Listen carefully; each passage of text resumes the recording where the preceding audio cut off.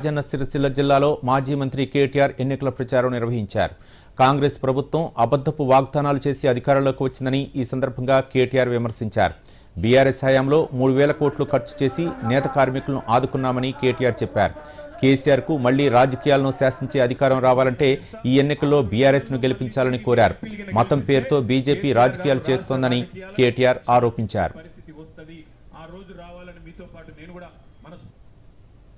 ఇలా సాంచల్ బంద్ అయినాయి సిరిసిల్లలో. వాస్తవం అని చెప్పేది ఇలా బతుకుదెరువు కోసం మళ్ళొకసారి అన్నమో రామచంద్ర అనే పరిస్థితి కేసీఆర్ ఓంగనే వచ్చింది. తంగలపల్లి వాగు బ్రిడ్జ్ కింద కేసీఆర్ ఉన్న రోజులు నీళ్లుండే, ఇవాళ ఉన్నాయా? మొత్తం స్విచ్ చేస్తే బంద్ అయినట్టే బంద్ అయిపోయినాయి. మొత్తం నీళ్ళంతా వెనుకకు పోయినాయి. ఆడిపోతే ఇది వరకు సముద్రం చూసినట్టు అనిపిస్తుండే, ఇవాళ పరిస్థితి లేదు. కొత్త పింఛన్లు కాదు, కొత్తగా 4,000 పింఛన్లు కాదు, ఉన్న పెన్షన్లే ఎత్తగొట్టిండు. మొన్న జనవరి నెల పెన్షన్ కొట్టిండు రేవంత్ రెడ్డి. వాస్తవమేనా? కేవలం వాళ్ళకి తెలిసింది ఒకటే, దేవుడు. 60 రూపాయల డీజిల్ 105 అయింది, 74 రూపాయల పెట్రోలు 110 రూపాయలు అయింది. రాష్ట్ర పన్నులు పెంచినా చెప్తాడు.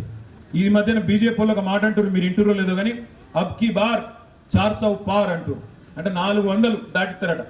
ఏం దాటిస్తారు? ఎరికైనా 400 100 రూపాయలు ఉన్న పెట్రోల్ 400 దాటిస్తారు ఈసారి పక్కా.